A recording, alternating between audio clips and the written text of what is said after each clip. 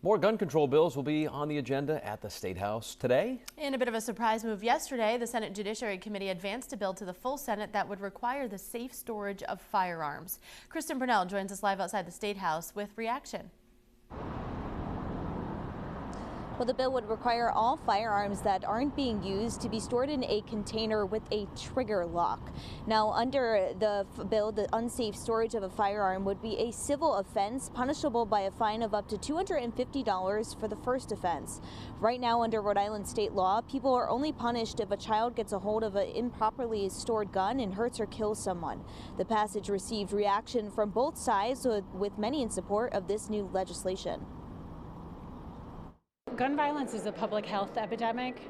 Guns are now the #1 killer of children and teens in our country, and that's beyond unacceptable. The safe storage bill also is an infringement, especially on women, because think about how much time it takes to be able to access a safe, especially if your house is being intruded, or if, again, you're a domestic violence survivor. And the bill is expected to take a vote by the full Senate next week. Reporting live in Providence this morning, Kristen Burnell, 12 News.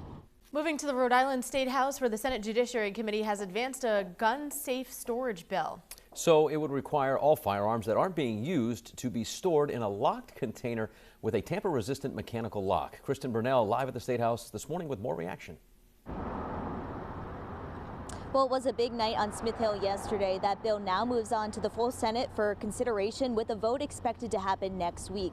Now, several people, both in support and in opposition of the bill, spoke out yesterday about this proposed legislation, along with several other gun reform bills introduced. But the firearms safe storage bill was a main topic of discussion. Under this bill, the unsafe storage of a firearm would be a civil offense, punishable by a fine of up to $250 for the first offense. Currently, Rhode Islanders are only punished if a child gets a hold of an improperly stored gun and hurts or kills somebody. Senate leadership tells 12 News that this piece of legislation makes the most sense, despite pushback from other legislators and local gun lobbyists who spoke out against the bill. We know that children access firearms all the time. We know that more than 80% of children shooting in the schools is because a child had access to a gun that they weren't supposed to have. If you have to lock a gun up, you do not have the ability to defend yourself in an instant when it may be required.